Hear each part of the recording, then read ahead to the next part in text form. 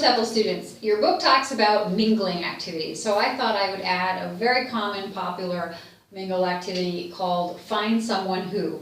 I have the version that's quite standard, and then I have one that I kind of modified that to give you some idea of ways to change it up a little bit. So the original Find Someone Who consists of giving your students handouts, or you could write it on the board, that have, and you can see the example up in the corner, you can, for lower levels, create the full question in the box that says, for example, do you have a pet? And the low-level student can read the question, or you can make it more challenging for them and just have the word pet. And the students have to go around and find people who say yes to the questions in their boxes. Low-level students, again, would be you could give the full question, you could give simple single words, or for my more advanced students, I like to try and add phrases and make them use different tenses. So for instance, I could have visit-France, and the students could ask the question in a variety of ways, and there's a variety of ways to say it correctly. But maybe they would say, have you ever visited France? Or did you visit France last year? They have to creatively think of a way to make a grammatically correct, comprehensible sentence.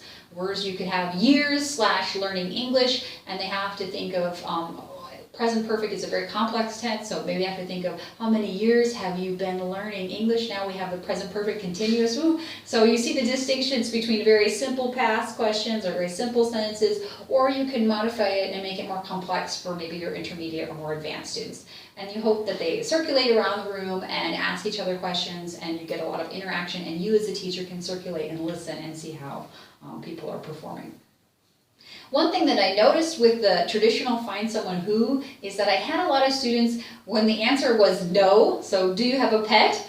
Or do you like spaghetti? Or do you like this class? Or they would, no, they didn't have a lot of variety in the way that they could say yes or no. They would abruptly say a response, and it was not as natural as my students I would like them to be. We always want them to be as natural as you can have. So I started introducing into my intermediate and more advanced classes a modified version of this that requires them to think about the different ways that you can respond to questions and requests. So up in the corner here I have an example of a modified very modified, Find Someone Who, where they go around the room and they practice polite question formation, which is challenging to use the words, would you mind if, or could I possibly, or would it be possible? And they practice those question formation. Again, you can make the question very simple and spell out the question for them. Would you mind if I paid you back next week? Or you can make it more challenging and write mind, pay you back next week, and they have to make that question by themselves. So you have given for you, and the student has to at least think a little bit to make the question on their own.